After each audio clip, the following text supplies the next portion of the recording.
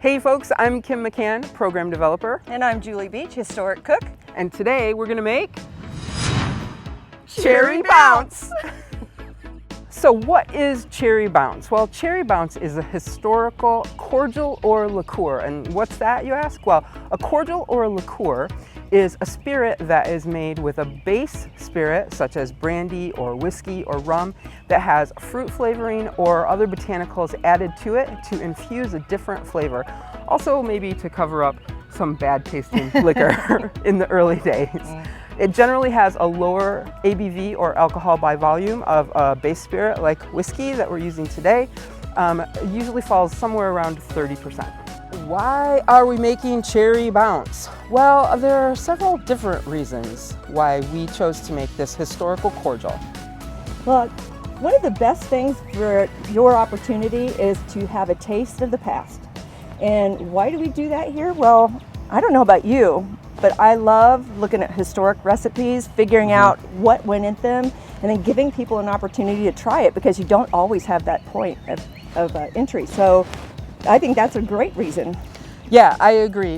The opportunity that we give folks here at Prairie to literally taste the past by reproducing an historical recipe is kind of special. You don't have to ever like what you taste when it's offered to you, but it is a really good opportunity to taste the experience of the palates of people who came before you. Taste changes over time. Just think in your lifetime how tastes have changed, and then when you put a couple hundred years in between it, it's a pretty interesting thing. It is. Where did cherry bounce come from? Well, some people say that there's no real record of where the original came from, but we do have a historic receipt from Martha Washington. Yeah. And she's the first one that we know that wrote it down, and that's also found in the Mount Vernon website if you want to go check that out. Yeah. And we're going to be using Martha's recipe as our jumping off point today, but we are going to make a couple of modifications. Julie, if I recall, Martha's original recipe calls for 10 to 11 pounds of Morello cherries. Indeed. Do you know how many that would be?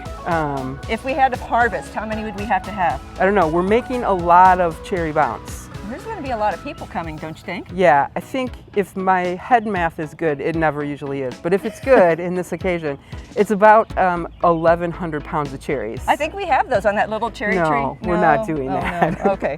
Instead, we're going to use today a tart cherry juice concentrate to help us along the way. So historically, a cherry bounce was made with brandy, as the recipe says, but today we're going to use whiskey.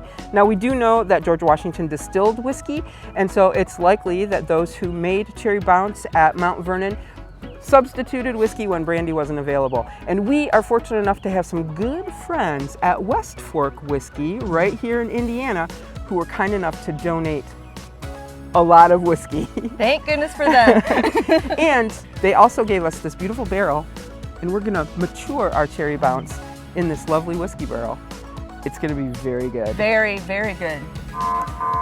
So, for me, as a lover of words, it's important that we talk about where cherry bounce got its name. We don't know the origins for sure, but I can tell you this about the word bounce. So in the early 1800s, late 1700s, the word bounce had a different definition than we think of today. It actually meant a slight blow or a hit. So when you think about modern versions of words that we use to describe bits of alcohol, like shot or hit, you can kind of understand where a bounce could mean the same thing. So cherry bounce was really just a cherry flavored hit, a shot, a blow of something to get you started and set you off on your way. We are going to make some modifications to the recipe that we told you about earlier. We are using a tart cherry juice concentrate in place of fresh cherries, and along with that, granulated sugar, that nice West Fork whiskey, and some whole spice, cinnamon, nutmeg, and cloves. We're going to infuse the whiskey and cherry juice with those whole spices. And then we're going to stick it in a barrel. We will include the recipe below this video so that you can make some at home, even if you don't have a barrel.